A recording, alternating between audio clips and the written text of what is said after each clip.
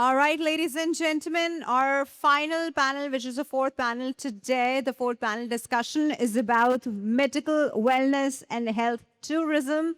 There was this point that a lot of foreigner students used to come to Pakistan. I remember starting with Chinese, I remember starting with Koreans, because they were visiting Pakistan and they had this image of Pakistan, which is very much correct as well, that Pakistan is among the top countries when in MBBS or BDS or that kind of degree. So we used to have a lot of foreign students and a special quota for foreign students.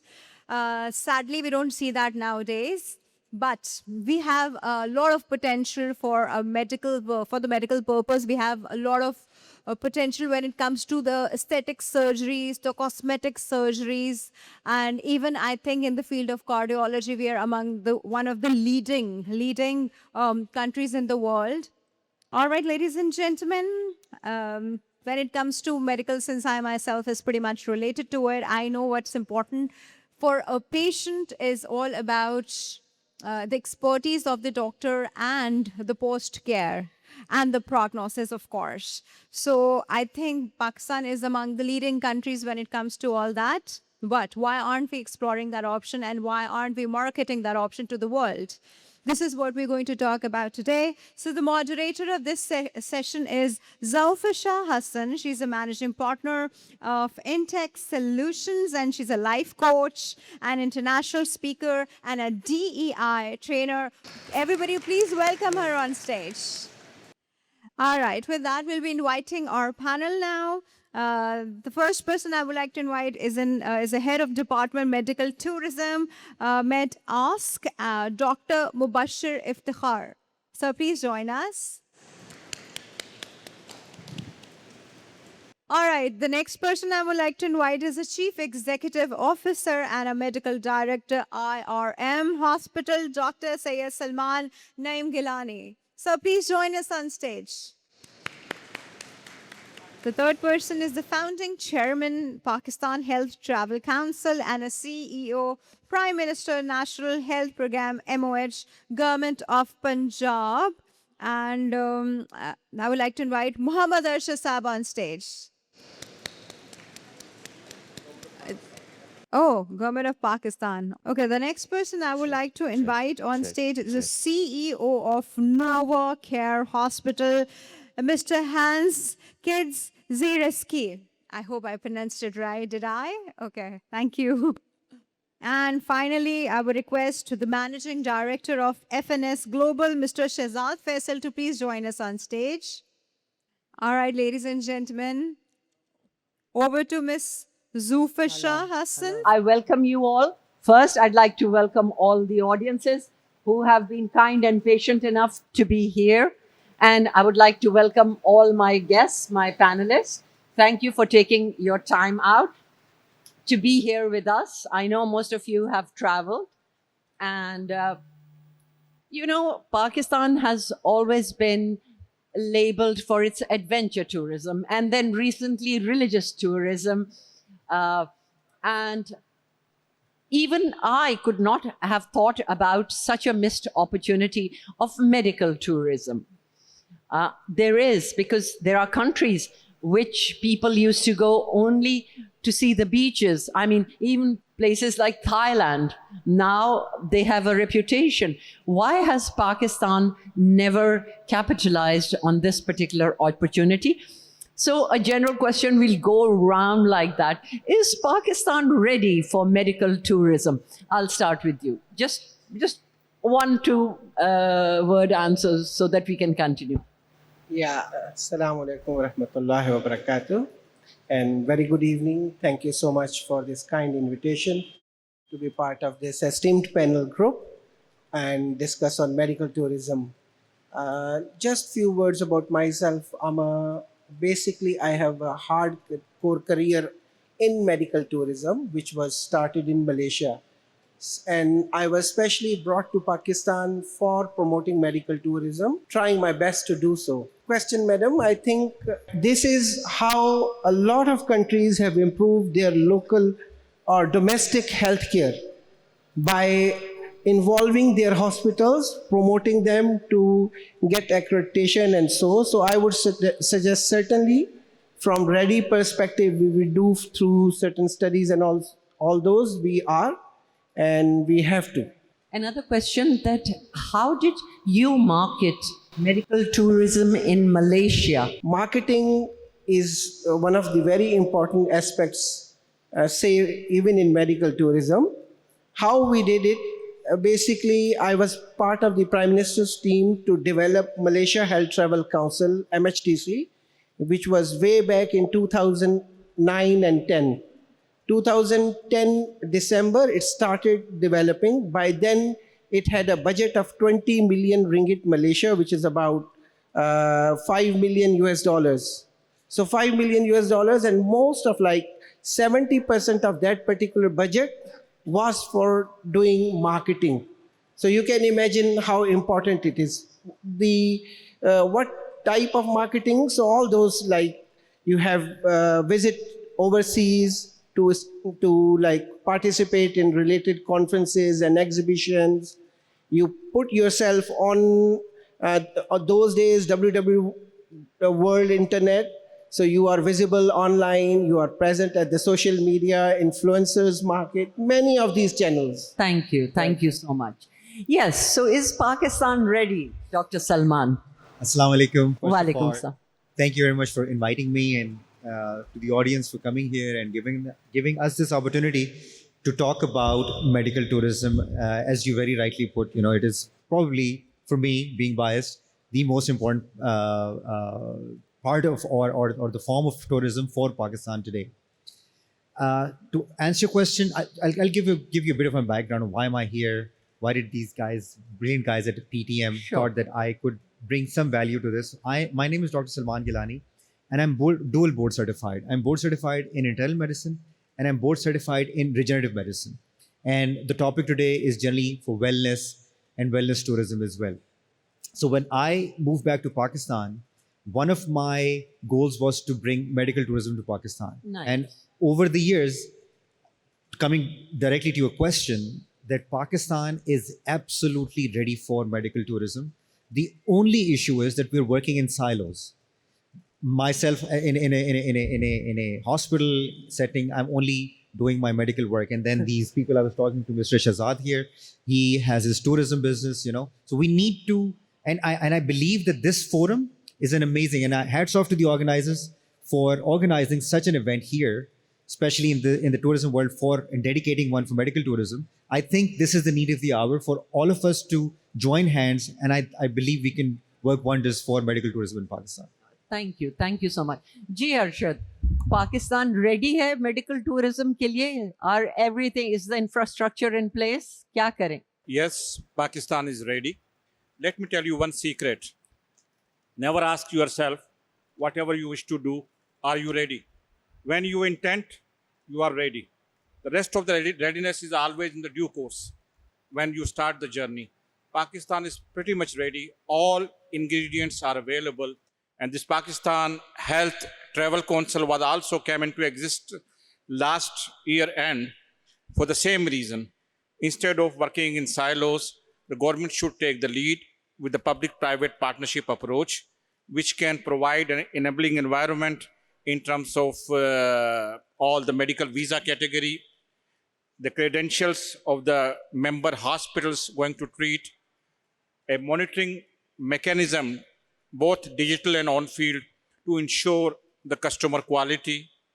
And last but not the least is working hard with the brand image. It's an ongoing journey, but we are pretty much ready.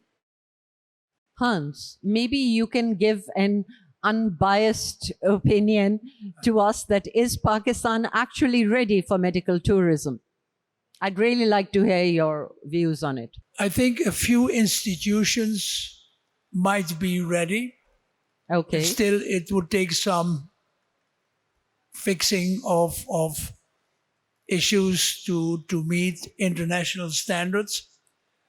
And it could be the beginning of Pakistan becoming, ready for medical tourism. But it's still a long way to go. And I hope that during our discussion today, we can address 5-6 issues that we need to address, not only as individual institutions, but as the healthcare sector as a whole. Because you cannot see them independently. It's all related to one each other.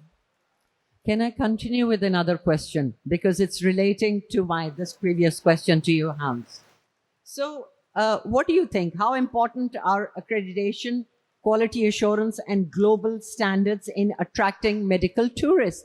Because that would be the general concern of people coming abroad for medical treatment, etc. So, if you could elaborate a little more on that. Yeah, that's definitely one of these issues. It's all about credibility and trust. So I worked in institutions like Aga Khan Hospital here in Karachi. We were the first JCI accredited institution. And I can share with you, it took 20 years to build on these building blocks to create a system that deserves this credibility. And where I'm working now at NovaCare, we will go the same route. So this accreditation being recognized by international bodies who scrutinize all of your functions. You know, JCI accreditation requires you to meet 1,300 standards across facilities management, clinical care, HR policies, patient safety, you name it, all that. And even then, it doesn't tell you how good you are, because what is missing in JCI is a measurement for clinical outcomes. How good is actually every individual doctor, and as a consequence, how good is the hospital as a whole in terms of clinical outcomes. So, having said that, and going back to the first question, that is the uphill job that we need to go. And it is a matter of leadership, based on my 35 years of experience in the healthcare sector. It is the leadership that makes the difference. And if you focus only on profit, then you will fail. It is a deep investment. It takes a lot of hard work. Sometimes you get crazy of how people misbehave. And it is our job to stay away from politics and only adhere to the standards and be consequently building on that. Amen to that. Actually, Hans, you remember there was a hype of ISO certification at one time for organization. Is there a medical certification equivalent that if we start, that can vouch that this particular hospital or this particular country is capable enough for medical tourism? Do you happen to know any such degree certificate? I ask all of you, by the way, because I'm a novice in this. I would not have any idea. Well, I think Dr. Mubashir is more aware of the international yes, Dr. tourism Mubashir, accredited bodies. I would say JCI, and for every specialty, let's take cardiology or interventional cardiology, they have international bodies who accredit your specialty-wise organized services. And if they recognize you, you're lucky, because then you're really good. Yes, Dr. Mubashir. Would you know that there is some global standards in medicine that can be applied for? Sure. Let me share a story with you. The world medical tourism started from Thailand, one hospital, which is called Bumrungrad Hospital in Bangkok. It today earns $1 billion US. It's basically 1 billion plus. Can you imagine a hospital earning 1 billion? What happened in 1990? Bumrungrad Hospital, a simple, small, one building, asked for JCI. They get the JCI, Joint Commission International. This is an accreditation Mr. Hans was speaking about. So with one JCI, today Thailand has 50 JCI hospitals. How much Thailand is earning in medical tourism? They are earning around 8 to 10 billion US dollars revenue. Today, India has 30 plus JCA accredited hospitals. Where I worked in Malaysia in KPJ Healthcare, in 2011, I said we have to have a medical tourism, and in order to promote and get medical tourists from overseas, we need to have JCI. Today, we in KPJ Healthcare, there are 7 hospitals who have JCI accreditation. Oh. So we see wherever like Turkey, they have 50 plus hospitals who are JCI accredited. So it's a magic behind promoting medical tourism. Oh, thank you for sharing that. Yes, Shazad. Is Pakistan ready? That's what I start with, because just to delay you a bit, if we ourselves do not have trust in the medical treatments that are available, how can we sell it out to the foreign nationals or foreign tourists, medical tourists coming to us? So first we need to look inside ourselves and say, yes, I think we have very good medical treatment here. Of course, there are certain challenges in hospitals all around the world, but we need to believe in it, and that's what I request from the audiences. Over to you, Shazad. Thanks to you, Zulfisha. In my opinion, yes, we are ready. We can do it. It's a challenge for us. It's not easy. When we talk about the domestic tourism, when we started last 5 years, the hype is creating. People are coming, like national people, like from Karachi, Lahore, they are traveling towards north area, or north people are coming to south area. So this is a time when we spend some money on our infrastructure, and the people are agreed to travel. There are the roads infrastructure there, there's the hotels are there, the people are ready. So my question to all of us, either our hospitals are ready, they are up to the mark, either they are catering our own people, we are asking someone else to come in Pakistan to spend money on a medical tourism.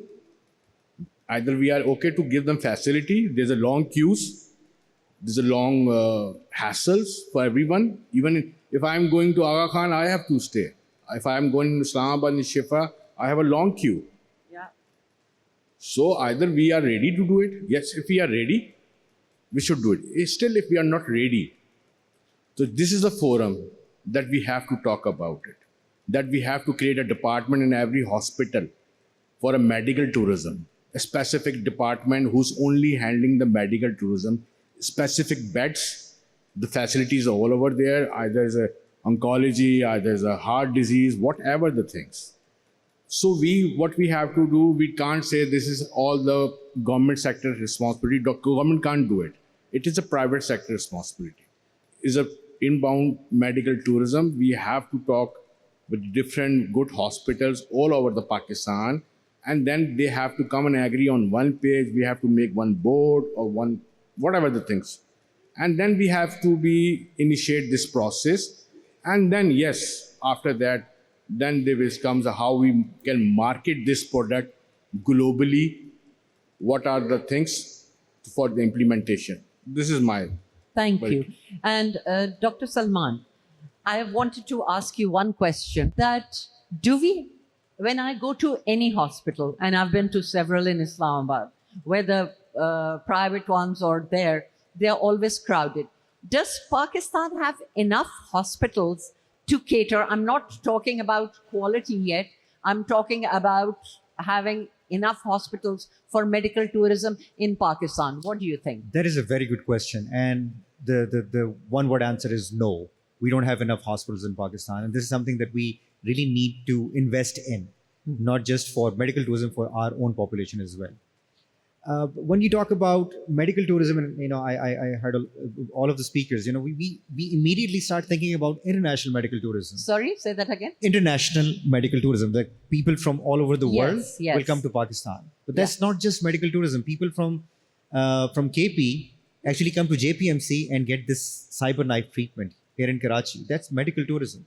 Correct. We need to start from here, and then we can actually talk about bringing the international medical tourism to Pakistan. A little humorous, if you think, but we need to bring dollars into Pakistan But that's as well, and that's Absolutely. why we are talking about medical tourism internationally. I agree, but I think Hans was the first one to say that it should not be just about money. Just a talk.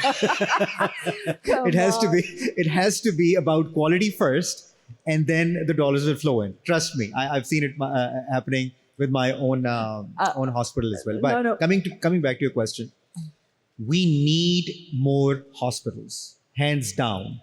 And once now we're starting to build new hospitals, we from get go we need to work on the international standards, GSCI being one of them. Oh, wonderful. It has to be. And our group is trying to do the same in Islamabad. We're trying to develop a medical tourism hub right next to the Islamabad International Airport. And probably it'll be the first of its kind in Pakistan, where it is meant only for medical tourism. So the idea was, since it's next to the airport, so it's the commute is very easy. Obviously, if in Pakistan, security is an issue, so that's taken care of. And we're trying to give them a JCI accredited hospital with a medical school and their these residential apartments and a 5-star hotel. So that's the idea, to give all of the investors, all of the people who are involved with medical tourism, this idea that this can be done in Pakistan. So that's the start. This is probably could say the first time from our end to bring this medical tourism box and the dollars with it too. Thank you. Because I was in Doha, Qatar. I go there for trainings quite frequently, but this time I went after a couple of years. So my friend said, this is a boutique hospital there. Yes. I mean, sometimes we might not residential facilities if we provide luxury stay. Absolutely. Or a few rooms Absolutely. for the international medical tourist. Absolutely. person. So probably that's where we are headed. I mean, Pakistan obviously is not there yet, but internationally, in Dubai, in Qatar, boutique hospitals, boutique clinics is something that is on the rise. Right. Shazad, I don't want to ignore you at all. What role can public and private partnership play in accelerating investment and, more importantly, infrastructure in health tourism? What are your views on that? I think there's a lot of potential for this thing because this is one of the things which we know that Pakistan is have a capacity to this kind of, because we have a good doctors. The one thing which we should understand, why the people are coming to us, because of the good doctors. They know what to treat and how to treat it. Right. So this is the main essence of this game, or this, you can say, medical tourism. When you have a facility, now you have to build a construction of a building, or you have to make some separate in-house hospital departments. So in my view, that yes, that is very much possible. We have to push private sector, which are existing private sectors, rather than we are thinking to build a new hospitals, which take another 5 or 10 years. So we don't have to wait for next 5-10 years. Yes, we have to do it for next 5-10 years. We have to build the hospital. But the hospital like Shifa or Kulsoom in Islamabad or in Aga Khan here, in Lahore there are hospitals, there's Faisalabad there's hospitals. We have to request them and we have to tell them as a board, or go to them and give a vision that we need some separate departments, or separate rooms, a separate faculty to handle only this inbound medical tourism. I understand. So that we should start it with the limited investment and with limited thing. Yes, after getting the results, the people will jump in this business automatically. We don't have to ask them. We don't have to push them. Because when they see the dollars are coming, they will jump in. Thank you. Thank you. Arshad, I have a question. Can you give me top 2-3 barriers that are currently, I mean, we've got infrastructure in there, lack of hospitals, but any other thing. What are the barriers preventing Pakistan from becoming a preferred destination for medical tourism internationally? One question you just asked to my colleague in the panel, are we have enough hospitals to attract or to invite the medical tourism? Yes. I faced the same question from the Prime Minister back in 2021-22 when we were going for the universal health insurance, popularly known as the Prime Minister Sehat card. if we will insure everybody, do we have enough beds to treat when somebody came to the hospital? We should not deny the service. Apparent perception is different. The reality, we have enough beds, for sure. There is no two opinions. Even today, I have 18,000 patients admitted in my program for out of 20 crore insured Pakistanis. All of the Pakistanis health insured currently under the Prime Minister's Sehat card, except the province we are sitting in, the Sindh. 18 to 20,000 admissions, both in public-private panel hospitals. Still, we have enough occupancy available to invite more, number one. Number two, don't wait. Even as my brother Shahzad says, even we build 5-10 hospitals in next 10 years, population will increase also manifold during the course. We have enough hospitals. We have a very decent quality of our doctors, of our medical systems. Yes, we are not perfect. Even in the Great Britain, US, Canada, Scandinavia, there's no one go for the JCI hospitals for the treatment. Who says? There are how many Khan Shifas in Britannia? Very few hospitals, dozens of hospitals. We have 1,500 hospitals, 1,000 hospitals on my own program panel.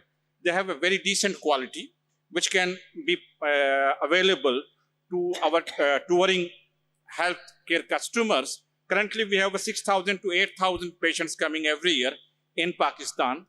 Good hospitals are already working hard, even from Peshawar, from Quetta, from Islamabad. So the remaining values of the barriers, as you say, it's not the barriers.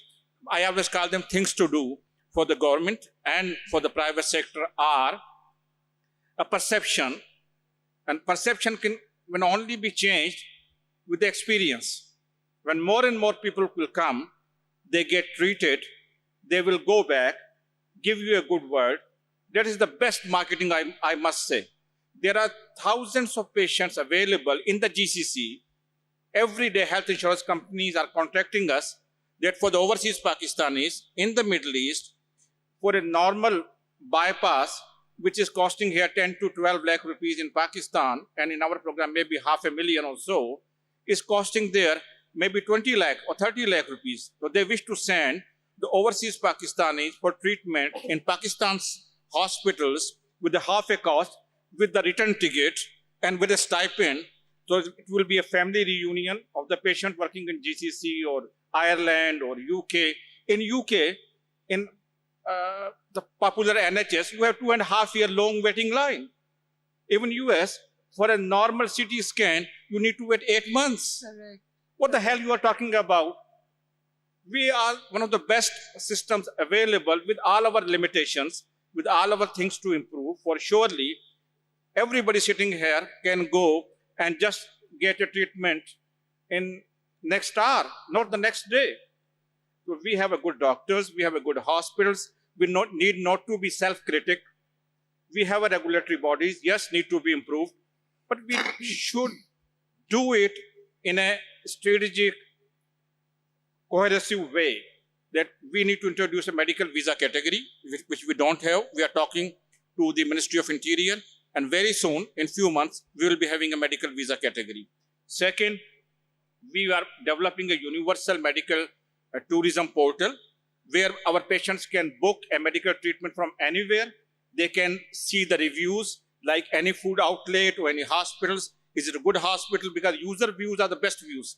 Not only the regulatory views, but user views. The Z generation, the alpha generation, they ask for the user views. The third one is there should be a very effective and vigilant complaint redressal mechanism. You bring a patient from Thailand, from Germany, from France, from GCC, where you promise to get done a treatment in $10,000. When he came here, you make it hostage, and you say we'll demand 12,000 or 14,000. The regulator should be working very closely. There's no stupid vendor or hospital should exploit the situation of the patient and playing at the cost of my national medical tourism brand. We cannot allow that. And last but not the least, I believe that every kind of tourism in the world is a health tourism. It's not medical tourism, it's a health tourism. When I have a spiritual issue, I go for a spiritual tourism with a spiritual health. We have three portions. body, medical tourism, mind, normal adventure tourism, and when it comes to my spirit, I go for spiritual treatment, tourism. This is all health tourism. Thank you. You've already answered my second question, which I was going to ask you, that we talk about the barriers, but we don't talk about the strengths. So keep aside, we do have good quality there with our medical staff, with our medical testing, as you said, an MRI machine, a CTI. But the unique strength is with the same quality, we provide the medical treatment at much lesser cost. While I was coming here, there was a guy from Dallas. He does data analysis on medical companies in US. And I was asking him that, like hospitals like Khan and Shaukat Khanam, they provide oncology treatment, etc. It is at 1/3 the price with the same medicines. And I've been there. And so this is a unique strength. Actually, I had also requested them to have a dental surgeon or a dentist on the panel here, because a lot of my family and friends who live in US, they come to Pakistan for their dental treatment because literally it's quarter the price. So this is a unique strength. And that's how perhaps Thailand started, because everybody used to go to London for cardiovascular surgery. I've forgotten the name of that very popular hospital where all Pakistanis used to go there as well. So this is a unique strength over here. I would like to ask Hans, all over the world, when I was young, my nephew suffered from a hole in the heart, and there used to be a famous Egyptian cardiologist. I think his name was Magdi Yaqub or something. There was no social media. There was nothing in newspapers. And he was world famous. And now with so much social media, what is your hospital, and how do you, at Novacare as well, Hans, how can't you promote medical tourism from your own particular platform rather than bringing Pakistan, put your particular hospital on the map, and you can help in promoting medical tourism to Pakistan? I'd like you to answer first. Yeah. Well, Thank you. Okay. A few things here. We want to promote ourselves as an institution, not as one or two God look-alike doctors. If you go to the US, I go to Cleveland Clinic. You even wouldn't be aware which physician or which surgeon you would meet, because you assume they're all good because they work at Cleveland Clinic. And that is what we are trying to achieve as well. I agree, there are quite a good number of good doctors in Pakistan, and many of them have foreign experience as well. That's all good. These are credits. Talking about which market segments do we aim at, and I think the first is the Pakistani diaspora abroad. Correct. They are on waiting lists in the UK, in Ireland, they are on waiting lists in Canada, in the US, and if they are on a copay, they have to have deep pockets to be able to afford whatever as was mentioned here before. Excellent. So my neighbor, I live in Ireland, my neighbor is a 70-year-old lady and she needs a hip replacement. And she is on the waiting list for 8 months now. So I told her, Marion, I can give you in one call and one flight, and in 3 days you are on an operating table in Karachi at a university hospital with a guaranteed quality. And she, are you crazy? And so let's put it in layers. Let's start with working on bringing back the Pakistani diaspora. Let's do them the word of mouth. And once we have established a system, what I want to achieve for my hospital and what AKU, Shifa Shaukat Khanam already have or might have, and then go to the broader public abroad. But not, if we focus now on the Marians in the UK, we will fail.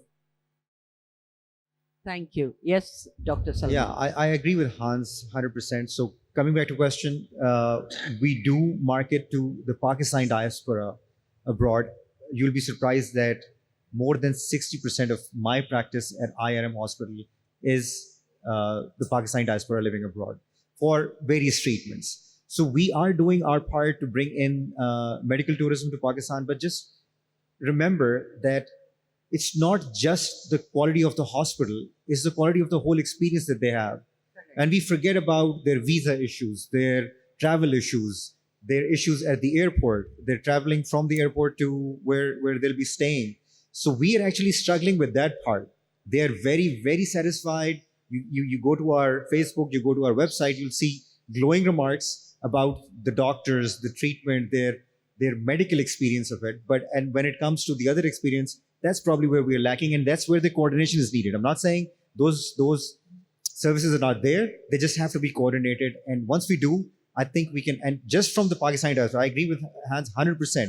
We need to work on the Pakistani diaspora. And once we start doing that, and you'll be surprised that we have treated a lot of these children from UK, and now the British children, the children from South Africa, from Middle East, from North America, the natives, they've started coming to our hospital. Not many, but that's what the trend is now. And if you could tell me, what is your unique selling point or selling proposition that you can offer international medical tourists? Sure. So, per se. Yeah. So I'll just give you a bit of a background of how did this happen? How did IRM happen? So I told you that I was working in US. I'm dual board certified, and when I moved back to Pakistan, my goal was to do something to bring a positive image of Pakistan internationally. And that's when we started this institute by the name of Institute of Regenerative Medicine. And as the name entails, we specialize in regenerative medicine. And this is a new field, not entirely new, but generally new, where we are trying to use the body's own healing power to treat yourself and to cure yourself. And we use a lot of these stem cells, ozone, IVs, peptides, you name it. And that's our unique selling proposition. And we're working more on wellness as opposed to the medical treatment part of it. That's wonderful. I was going to come at that because the precedence is on just medical tourism at the moment. We haven't even explored. Yesterday, the panel discussed briefly the wellness part. But there are so many opportunities which I'd like to share right at the end, and I would love to hear your views on it as well. So, Shahzad, could you please share with us what are the opportunities in Pakistan over the next 5 to 10 years from the economic standpoint of medical tourism? As I think so already, we talked a lot about it. There is a potential. And maybe I must say it's not next 5 years, we can start it from today. There is a potential. And for next 5 years, yes, you can forecast if we are developing a system, because as Sir told us that... Are we? Yeah. So as Sir told us, government is working on the infrastructure. They are making some kind of portal or something. So it means the things are going on. We just have to speed up the things. We have to make one body we should look after. And there's someone who has to be accountable for that. Otherwise, if everybody is doing on the individual capacity, we never get the goal. So we all have to come on one page, one place, and then we have to move on. This is mine. Very good. And if I could put you on a spotlight, because you already have the mic in front of you. At these, not this particular forum, I see a lot of things have been happening in the past 2 days. But we always tend to say someone should do it. Who can take the responsibility to start a very small platform where, at least in medical wellness tourism, everybody starts joining hands, even if they're promoting themselves, but a common platform. Usually the responsibility gets to the government that you form a platform and we'll join that. But implementation is slightly our weak point. So what can you suggest, Shazad, that comes out of this particular panel? And Hans, I would like you to answer this question after Shazad as well, and I'll come to you after. Zulfisha, I must say this is the panel is a perfect panel over here. This panel should take the initiatives. I already spoke to Salman. While I'm going back to Islamabad, I'm meeting him. And this is the how system works. The communication starts, the passion behind of your business or your you think you want to do something in your life. This is the main thing which I always feel.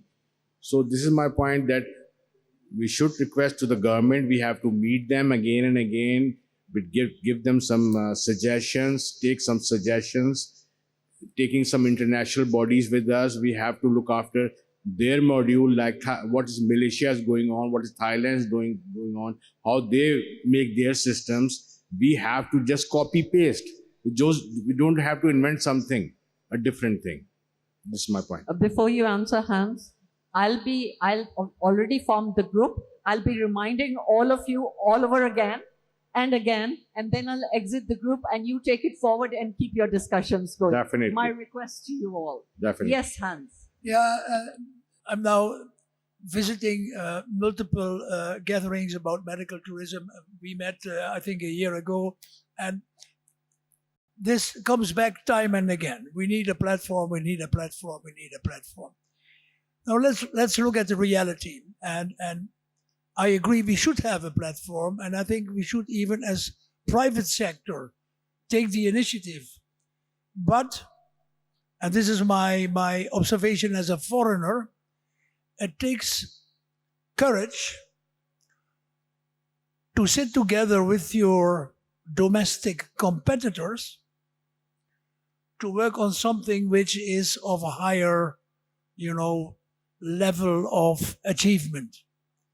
So I could imagine that we sit together with the other leading accredited hospitals in Pakistan and say, listen, for the sake of medical tourism and even for the sake of our own business, let's work together, although we are competitors. Absolutely. And let's play it in a way that whoever chooses to go to which provider, it's up to them. But I think we need to look into the mirror as Pakistani institutions. It can happen in the cement industry. It can happen in any. Why doesn't it happen with us? I was going to suggest, other than the WhatsApp group that we all formed, my life partner and business partner, we live in Bhurband. And I think all of you have come here from Islamabad. I offer you to come to us in the mountains, and we can take it forward. It is an open invitation that I extend to all of you. So just one last question, and that is that where do you see Pakistan 5 years down the lane, or let's put 2030. Ma'am Kiran was talking about the Saudi 2030 program. I'm talking about 2030 program in Pakistan. Where do you see, now that we have initiated this discussion, Pakistan in another 4 to 5 years regarding wellness and medical tourism? Anybody? Open? Yes? As Hans rightly says, there the competition always going on between the service providers. We as a government, we don't have a competitor. We have all partners, and we have already established a Pakistan Health Travel Council, where more than 30 organizations are part of it, and more is going to join. And we purposely put it health travel, not the medical tourism. So wellness should be on the forefront, not only the medical portion. And the third thing is, we should not work out very fancy things. We need to be adopt a realistic approach where we can do a meaningful job. And what initially we are targeting, maybe in the next 5 years, 1,000 patients per day, which means 365,000 patients a year at the end of the 5th year. But it's an ambitious target at this point of time. If we see the things changing in the region and the conscious thinking in Pakistan, within Pakistan, the health sector, I see is very much achievable. And before this session, there was a nice general tourism session was on the same stage. And most of our friends were talking very fancy things. I would like to quote just one example. A few years ago, one very popular NGO, Akhuwat, and the federal government, they collaborated how we can promote the tourism in the northern areas. So, you know, the Akhuwat is popular for the micro loans, and government is willing to put the fund. What we did, we given 4,000 loans in the northern areas with very few lakh rupees only. We said, please add one room in your existing home with a decent washroom and arrange a breakfast facility. And we trained them for the Airbnb, etc. things, so they can repay the same loan within next 3 to 5 years at the interest-free loans. And 99% of those loans already materialized. Oh, lovely. So we need to go and join ourselves with the ground, with a simpler, easy, and to do things. Fancy talking is always nice to talk only, not to work. Yes, we should learn from our counterparts. At the Pakistan Health Travel Council, I have the advisors, the Qaid-e-Azam of Turkish medical tourism, Mr. Aman Chakmak, who is my advisor or the council advisor, who took the Turkish tourism from $0 to 20 billion US dollar today. The European Health Tourism Council, Maria and Erwin, they are advising our council because we don't want to reinvent the wheel. We just need to learn, adapt as per our realities, as per our situation, and keep the ball rolling. That's the only way forward. So, and things during the course will definitely evolve, improve, and will be enough competitive to all our regional competitors and so many other international players. Yes, thank you. Thank you very much. Thank you. Thank you so much. I often wonder that, you know, certain reputation in Czech Republic, they have their natural spas. India has Ayurvedic treatments. I mean, we have our hot springs in Chitral that I have been to, sulfur-filled, really healthy. And wellness hasn't even scratched the surface of what can be done.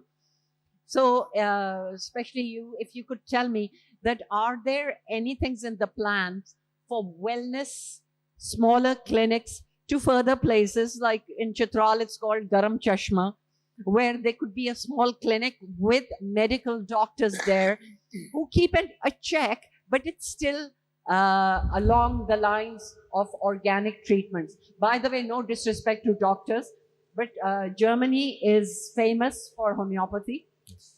In Pakistan, our Hakimi or Unani is never mentioned anywhere, and the entire world is going on alternate treatments abroad.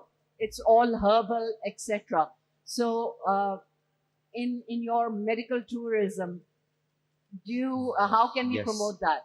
So we're already doing it, you know. So when I started back, as I said, you know, I shifted careers in the sense that, you know, I was an internist by profession, and I moved into this amazing field of regenerative medicine, which is actually say that again.